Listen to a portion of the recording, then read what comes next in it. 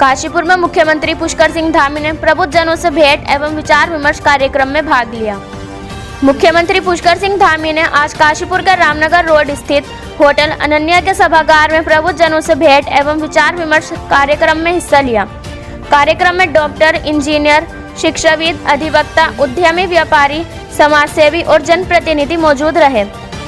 मुख्यमंत्री ने कहा कि आप सभी अपने अपने क्षेत्रों में ज्ञान, अनुभव और सेवा भाव के माध्यम से समाज को सशक्त बनाने के साथ साथ प्रदेश और देश को प्रगति के पथ पर आगे बढ़ा रहे हैं। उन्होंने प्रबुद्धजनों को प्रधानमंत्री नरेंद्र मोदी के विकसित भारत 2047 संकल्प का अग्रदूत बताया।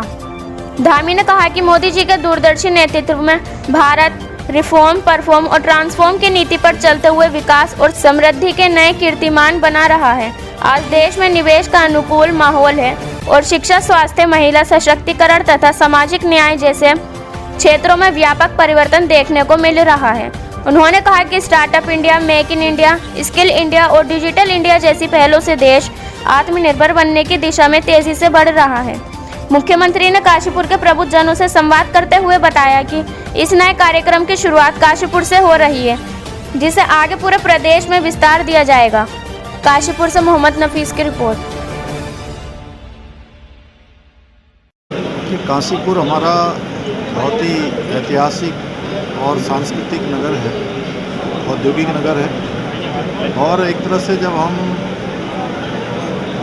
कहीं बाहर से आते हैं तो सबसे पहले हमारा कोई शहर पड़ता है तो इधर काशीपुर पड़ता है। और मेरा काशीपुर से बहुत बचपन से बड़ा संबंध रहा है और यहाँ से एक अच्छी शुरुआत आज हुई है। प्रबुद्धजनों से संवाद हुआ है, सभी के विचार जाने हैं और सभी वर्गों के लोग उसमें डॉक्टर, इंजीनियर, उद्योग जगत, व्यापारी जगत, समाज के क्षेत्र में काम करने वाले, मीडिया जगत के लोग, समाज के प्रतिनिधिगण, जनप्रतिनिधिगण, व्यापारीगण, सभी ने अपनी अपनी बातें रखी हैं। और ये संवाद इसलिए भी बहुत प्रासंगिक है कि ऐसे संवादों से समाज के अंदर जो चीज़ें चल रही होती हैं उनकी जानकारी मिलती है।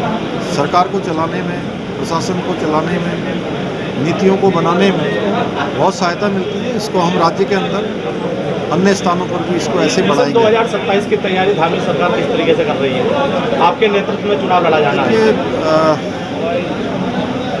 उत्तराखंड की जनता ने हमेशा हम लोगों को आदरणीय प्रधानमंत्री जी के नेतृत्व में अपना भरपूर आशीर्वाद और समर्थन दिया है।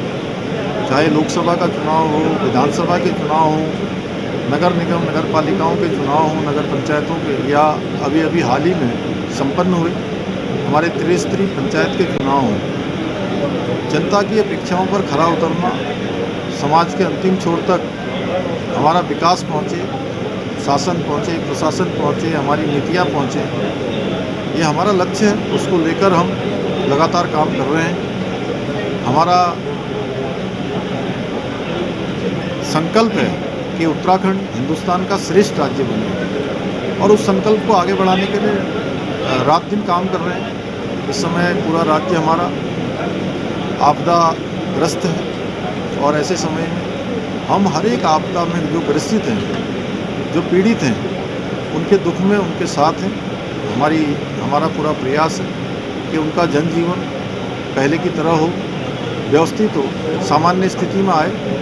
हर प्रकार की मदद, हर प्रकार की सहायता, जो हमारे बेघर हो गए लोग हैं, जिन्होंने अपने परिजनों को खोया है, उनको हर संभव सहायता का हमने संकल्प लिया है। हम उसको आगे बढ़ा रहे हैं। ग्राउंड जीरो पर हमारी पूरी सरकार ग्राउंड जीरो पर उतर रही है और सभी अधिकारी, सभी प्रशासन के लोग, हमने उनको भी सभी को कहा है कि ग्राउंड जीरो पर जाकर सबकी मदद करनी है। सर, काशीपुर रोडवे की दुर्दशा है, वहाँ पर यहाँ काशीपुर के यात्री भटकते रहते हैं जगह जगह। उसको लेकर आपकी परिवहन मंत्रालय आपके पास क्या तैयारी है?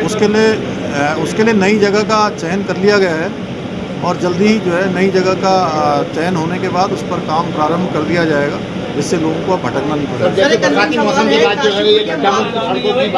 क्योंकि मैंने आज भी प्रातःकाल जो है बैठक करके सभी अधिकारियों को, सभी जिलों के जिलाधिकारियों को और विशेषकर से हमारा जो पीडब्ल्यूडी डिपार्टमेंट है उनको कहा है कि 15 तारीख तक सभी औपचारिकताएं पूरी कर लें और जैसे ही मानसून थमता है उसके तत्काल बाद गड्ढा मुक्त की कार्रवाई शुरू की सर, जाएगी। प्रदेश में आपदा के दौरान आंकड़े जारी नहीं किए गए, लगातार विपक्ष का आरोप है, आपका क्या कहना है इसमें? देखिए, सबसे बड़ा सदन होता है हमारा विधानसभा, जहाँ पर एक एक आंकड़े दिए जाते हैं। आप सबको पता है कि मानसून के सत्र में हमने गैरसैंण भराड़ीसैंण में ये सत्र आहूत किया था।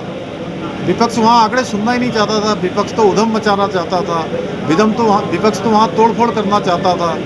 विपक्ष जो सकारात्मक चर्चा के लिए जिसको हम बार बार उनसे अनुरोध कर रहे थे, लेकिन वो चर्चा होने ही नहीं देना चाहते थे, क्योंकि हम किसी भी चीज़ से हर एक आंकड़े हमारे पास हैं। जहाँ पर भी कोई आपदा आई है, कोई घटना हुई है, हम वहाँ पर ग्राउंड जीरो पर रहे हैं और हमने भरसक प्रयास किया है कि आपदा पीड़ितों के साथ खड़े हों। और ऐसे ही आपदा पीड़ितों के लिए, आपदा प्रभावित पूरे प्रदेश के लिए हम सकारात्मक चर्चा करना चाहते थे, जिसमें विपक्ष भी भाग लेता, लेकिन वो राजनीति करने से बाज नहीं आए। उनको राजनीति ज़्यादा अच्छी लगी, इसलिए उन्होंने चर्चा नहीं होने दी।